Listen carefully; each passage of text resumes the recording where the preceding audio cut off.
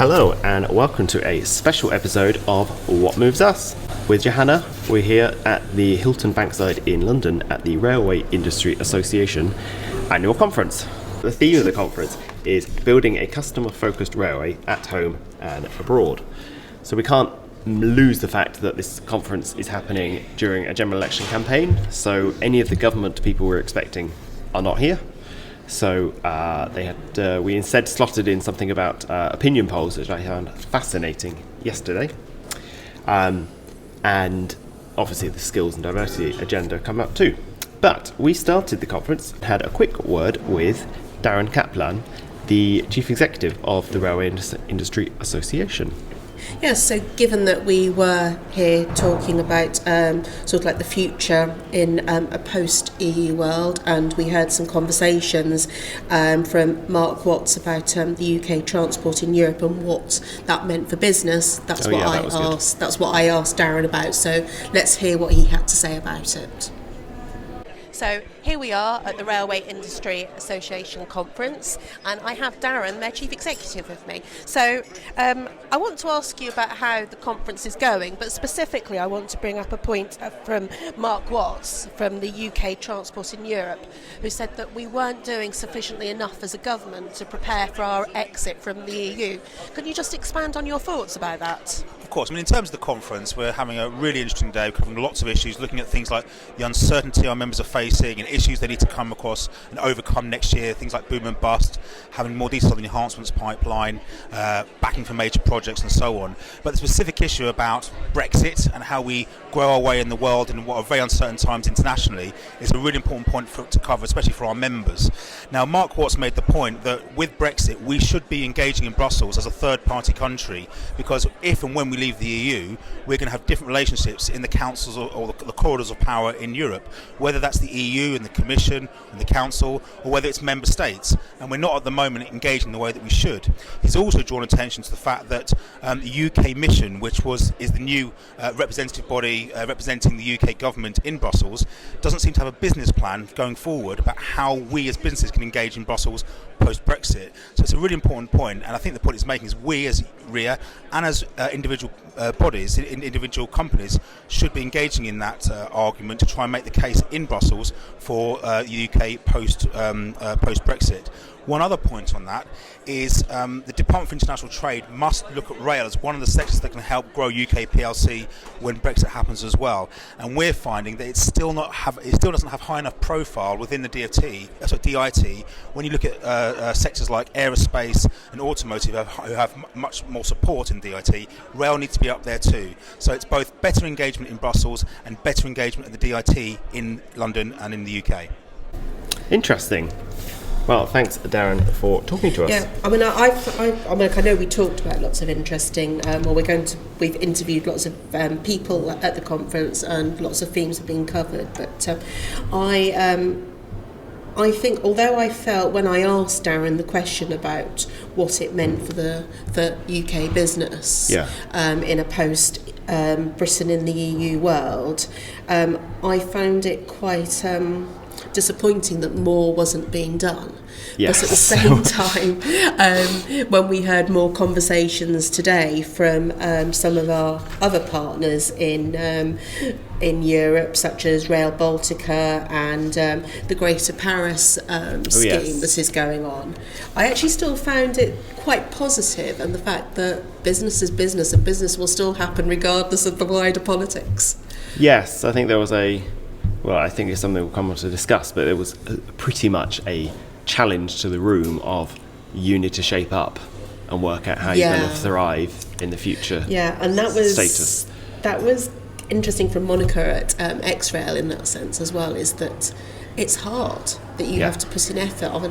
That was quite astonishing, really, that it took them 7 years, was it, to get a contract in Saudi Arabia? And that's difficult for an SME. I'm like, how do you do that? Because most SMEs, they're quite small, they're resource hungry, they don't have necessarily the time or the money to put into this, and I guess that's where RIA comes in, really, isn't it? Yes, but it's also the access, because we don't know the end result of Brexit, but if we're no longer part of the single market, then there's no open procurement for British companies. they won't be able to tender for they won't guarantee access to tender for some of the public projects. So will they then have to partner with local partners? But I guess that all depends on the final relationship, Yeah. doesn't it? It's not about the withdrawal agreement, it is about what is our final trading relationship. Yes, and some of the people that I bumped into and was speaking to, they were saying, you're expecting us to develop skills and talent for the future, but there's no guarantee of what the future situation is. And what those skills are. Yeah. What skills do we think? Because we did hear a little bit about that, didn't we, in a diversity and skills Yes. panel session that was led by Milda. Yeah. So what did we hear there? We heard from Joe Moffat, who we spoke to at the Trailblazers workshop. So there is a work stream, but now everyone is aware of the idea of diversity. It's a case of now actually having concrete steps to work from it. I thought it was very interesting in the room, obviously 80% male, that one of the questions that popped up on the app, an anonymous question, was, how are you having a diversity panel without talking about men? And I think it's a case of we should get away from just bashing traditional rail employees on the head and saying, you're not diverse enough. It's how do we use their diversity of experience in this blend? And I think, there's a couple of points I want to bring up there, because we also, at the end of the day, we heard from Angie Dole. I like Angie. Now, did you know? She was lovely. When I first started at Transport for London, planning for the Olympics, way back in about 2008, Angie and I were on the same working group when she was at Southeastern. I think what came across from Angie was that did we mention she's now what was the official job title? She's MD of Southern and Gatwick Express, is that correct? Yeah. Is that clearly she's a people person. Yes. And she gets that this industry is about people, because it's about moving people around. It's not about the widgets, and we often talk about it's how you feel. But she also brought up she brought some really interesting insights in from about diversity. So it's about diversity of experience, because she shared with us that she was at a long service awards ceremony a couple of weeks ago, and rail is still one of the few industries that has long service awards. And it's kind of I don't know what it is about rail where we take it as a badge of honour to get up in a room and say, I've worked here for 40 years. Now, I have to confess, I was actually at that occasion because my uncle was retiring, has worked at Selhurst Depot, and was having his retirement luncheon.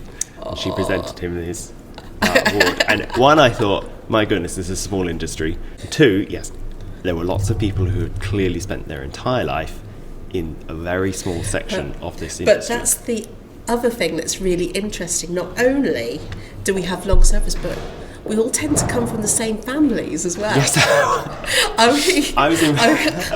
When I worked at GNR, I think there were uncles, aunts, brothers, sisters. I know there still are, but I'm no different. I met my husband through the railway.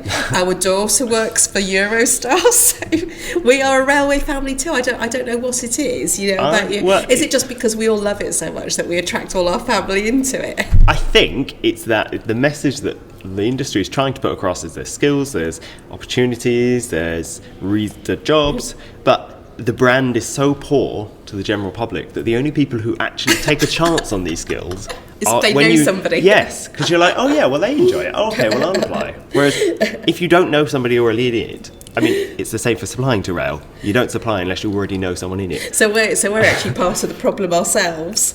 But we're podcasting. We're trying to change the world. But I think in terms of Angie spoke about her own team and about bringing it back to the diversity panel a bit as well, is that she wants to create a blend of experiences, and I think I tried to do exactly the same at HS2, where I had people that, I had the experts that had worked in rail, but they'd worked in different areas of rail. So I had somebody who was commercial, somebody who was an asset manager, somebody who was a civil engineer, somebody who actually had never worked in rail at all, who came from a retail sector, but that was because she was going to be leading on Euston. And one of the things about Euston is it's got a big master plan, it's going to have lots of shops, it's going to be about the experience. So you don't really need a railway expert to create that. You need somebody who knows something about retail and customer experience and things. And so blending is important.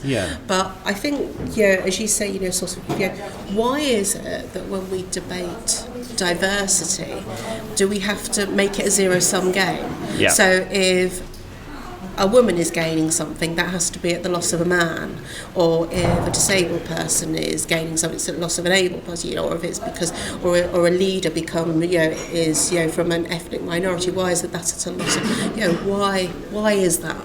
No, I think would be a really good idea for the next conference. Or just any conference, really, because... I'm worried about what you're about to say. No, this is... I think I've seen this before, is that rather than actually... because I'm thinking, how do you change that? How do you get different faces in the room?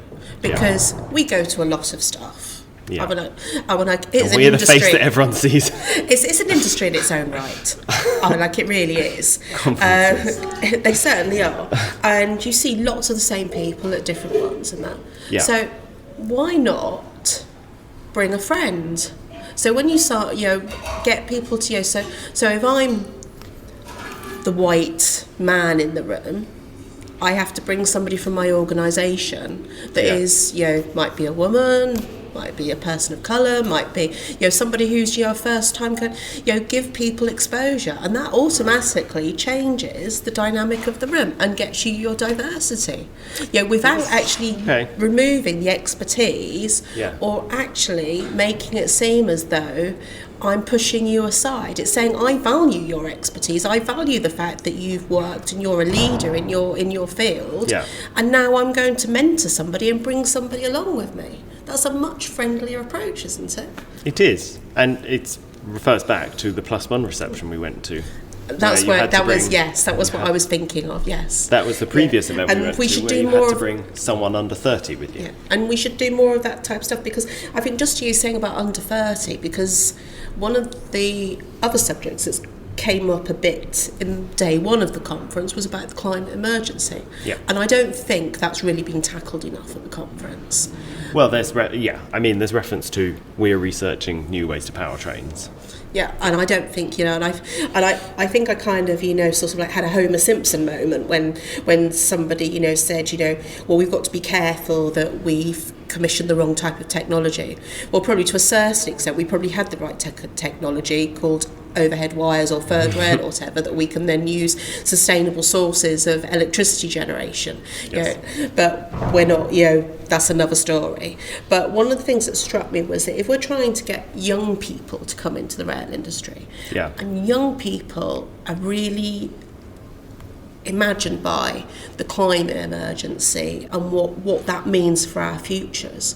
Why aren't we going into schools and educational establishments with a new story which says transport has a big part to play in tackling the climate emergency, in coming up with more sustainable ways to travel, more mobility, and that needs to be solved by engineers, by chemists, by designers, by branding by consultants, architects, whatever it is, but it's not solved by celebrities and footballers.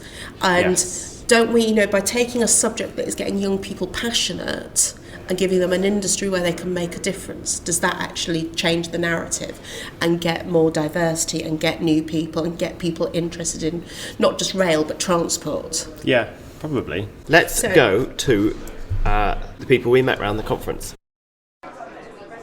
So I'm now here with Anna. Anna, could you explain your job title? Yeah, I'm a business development manager at Hitachi Rail Limited, and I'm in the railing stock division, so I'm responsible to sell trains eventually and to sort of build relationships, so any early engagement with customers Okay. strategy, developments. Right, just moving to a quiet corner. So, for the rolling stock. They all look suspicious. Yeah. And what themes are you interested in at today's conference? So my main driver, my background is not engineering. My main driver to join the rail industry was sustainability. So that's always key for me at any conference. I look at how can we decarbonise railway and how can we fight against climate change. And we've seen it mentioning, we've heard it mentioning quite a few times. Sustainability was mentioned and how do we decarbonise railways. So that was one of the key themes I've identified today. Yeah. And it's always good to see, and I thought the key thing that struck me, Alex Hine from Scotland said, well, we need to tell customers that they're on an electric train rather than a diesel train, because if they don't know, they're not going to ask for electric trains. So I think there's a lot of behavioural change and a lot of environmental awareness that's growing, but unless you tell people this is the better solution, they're not going to ask for it. And we need more people asking for the environmentally friendly solutions. Yes, and I think that there's in the rail industry, we assume that people know whether they're on an electric or a diesel train because we know the noises it makes or whether it's got a pantograph at the top. But Or you stand at the station, you're like, this is a really smelly train, this must be a diesel. Someone else may not think that. Yes. So it's just a case of telling them and making them aware of this is the better solution.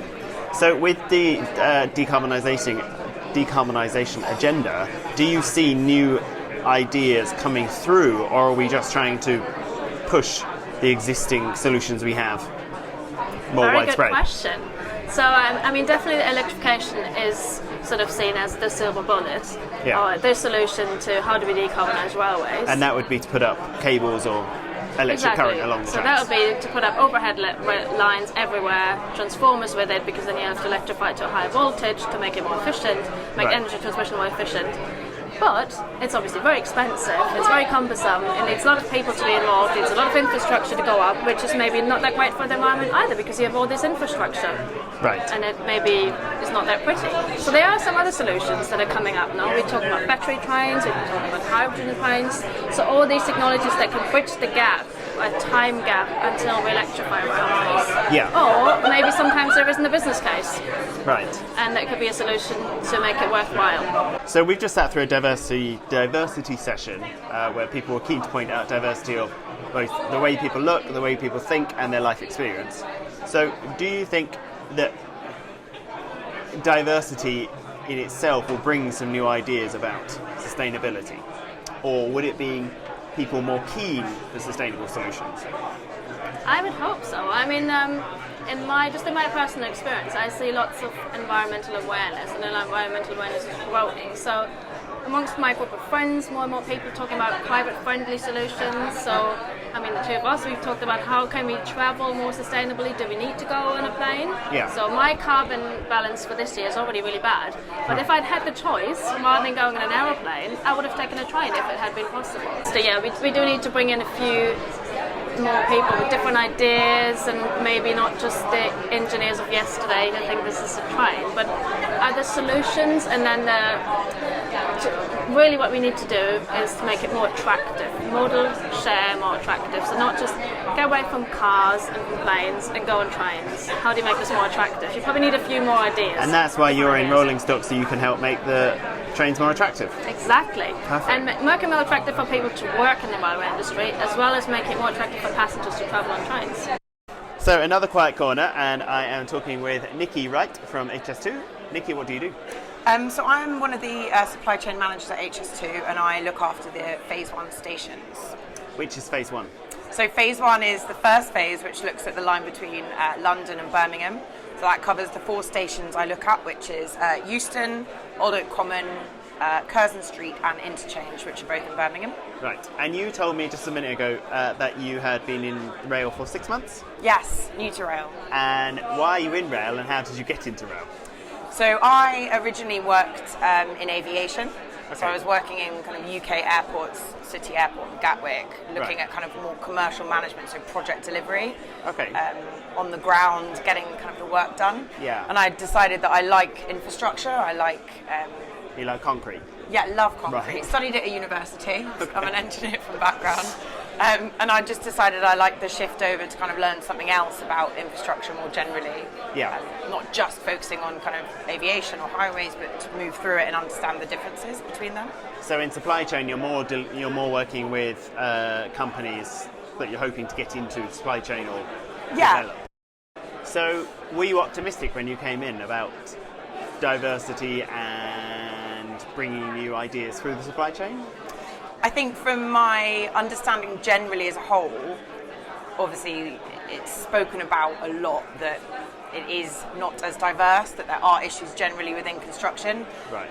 My background as an engineer, moving into kind of a more procurement and commercial world, I see that diversity kind of increasing as you move into away from site works. Right.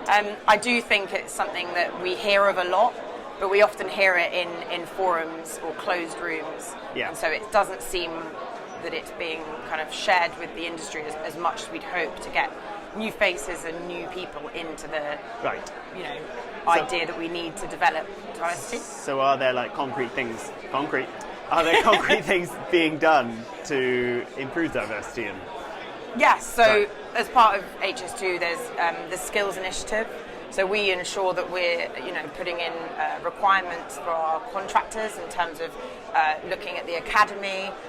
We have a direct relationship with the skills involvement in the UK with the academy, which is great, and we look at what the UK is planning to do, how they're going to deliver that in terms of apprentices, and also with our bringing in people into the organisation, so our tier ones, to ensure that that's developed over the next few years, basically. Okay. So do you think there are any lessons from HS2 that the other parts of the industry should learn?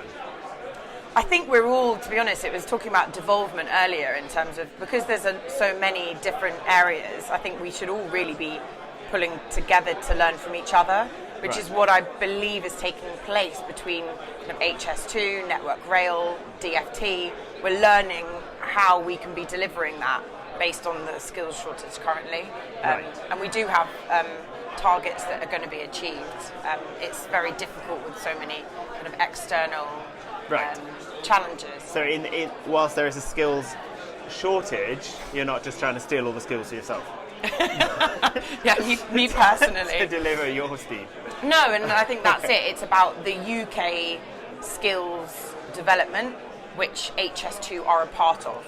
So it's not HS2 delivering it for HS2, it's HS2 delivering it for the UK, which I think means we're all pulling together to fill that quota.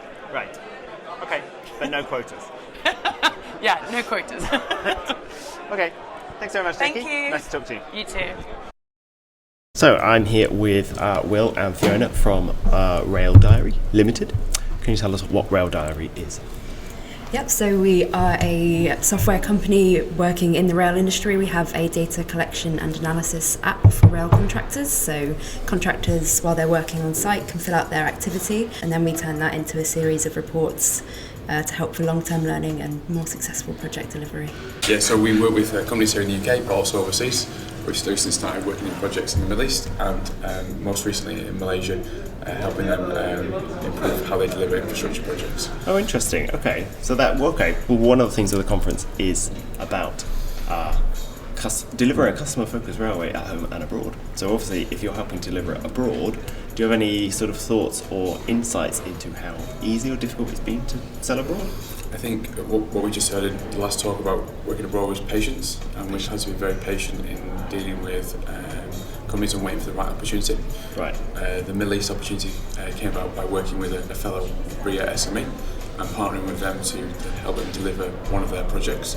They'd worked on getting this project for 5, 6, maybe 7 years, and we've kind of piggybacked onto the back of that and to help them deliver. It was a great introduction, so we can start working abroad after they've kind of laid the foundation. We're helping them deliver that project. Right, that's an interesting concept then. So sort of work with somebody else to get in through the door, and then you can expand them in the market by yourself. Yeah, we found that trying to make a local network in whichever country we're trying to target, having a local representative that can go out on our behalf and meet people. So that's what we're working on now, specific targeted countries, making a connection there that can go out on our behalf and meet people for us. Right, and do you think that when you're talking to markets outside the UK, in terms of the themes, the other theme, which is like diversity and skills, is do you think that people abroad want people who look like traditional professional people, or do they want a diverse company to come to them? I think they want a company that kind of is well-rounded, and that's what we are. We're not, the bulk of our company is not from a rail background. From software companies, charity background, lots of different kind of diverse types of people, but mainly backgrounds that gives us a more well-rounded offering. So people want to work with a company that knows what they're talking about, can deliver on their promises, and by being from such a different and widespread number of sectors, we can do that. And so that's really important when we speak to lots of clients in Malaysia who want to know that we can actually deliver on what we say we can do. Okay. So last thing is, would you have any sort of requests of the rail industry as a whole? A big talking point recently, and certainly this conference has been around visibility of work, allowing people to invest in people, and having that visibility allows you to make those long-term plans. There was a challenge yesterday that people should be investing without that long-term plan, but that's just not really sustainable. Right. So a bit more surety, a bit more open and honesty about what's coming on, what's not coming. Okay. So we can better plan as a business and grow as a business. Okay, brilliant. Thanks for your time, guys. Thanks. Thank you. Cheers. I am here with Phil Facey from Deeper Than Blue Unify. Phil, can you tell us what Deeper Than Blue does? Sure. We do software testing, so we de-risk implementation of software. So if anybody's getting any new software developed or delivered from a third party, we would help them de-risk that implementation. We focus actually also on test early, test often, so that the software, we know where the software testing is right throughout the process. Brilliant, thank you. Now we're obviously at the RIA conference, so the topic being building a customer-focused railway at home and abroad. I wanted to ask you, you're obviously based in Manchester? Yep. So if you were to sell abroad, how does a group like this or an industry event help you or guide you, or what would you like from it?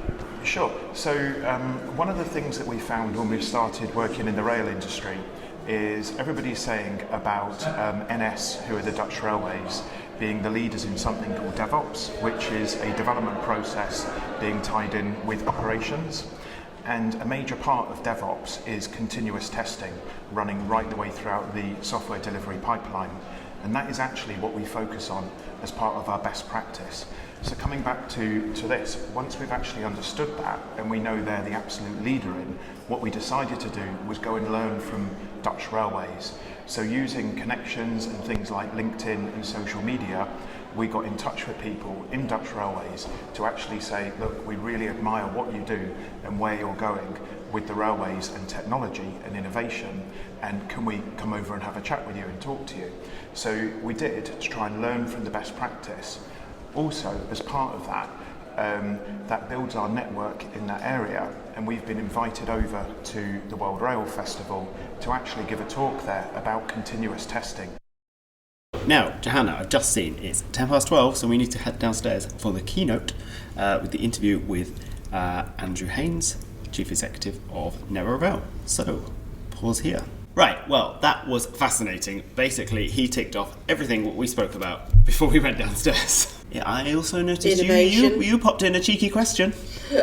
What did you ask? I asked about passengers, of course, because I wanted to talk about his next 100 days, because that was effectively his theme, was his first 100 days, and I pointed out that I think he's probably done the easy bit, right. And now he needs to how's he going to embed cultural change when we still work in an industry where people say things like, it'd be a great place to work if it wasn't for passengers, half jokingly, or people that like talking about passengers and user experience are referred to as fluffy. Yes. So, and I think that is a good segue into our next guest and our final guest, who is Steve Tolton from Fuel Integrated. Hi, Joanna. Hi, Steve. Hi, Liam. How are you?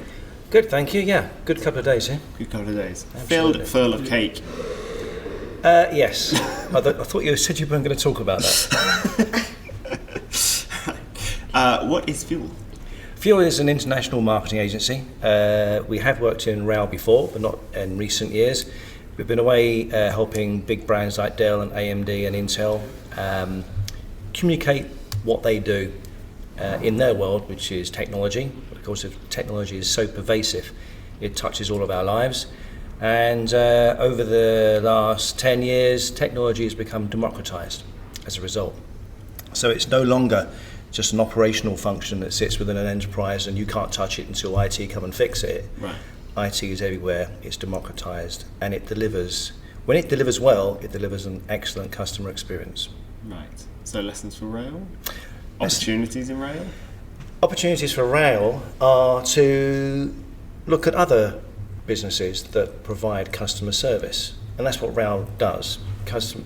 They are ultimately customers. I know there's a lot of different types of customers. There's passengers, and we must not forget freight, but let's just look at the public, the travelling public side of things.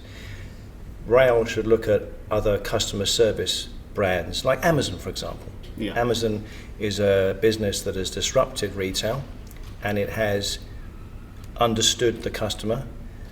When you buy something from Amazon, there's clear expectations as when it's going to arrive, right down to the wire. Yeah. They are conscious of issues with products and returns, and some of that is an excellent customer experience. How do we know that? Well, the downside is that it's killing the high street. Yeah.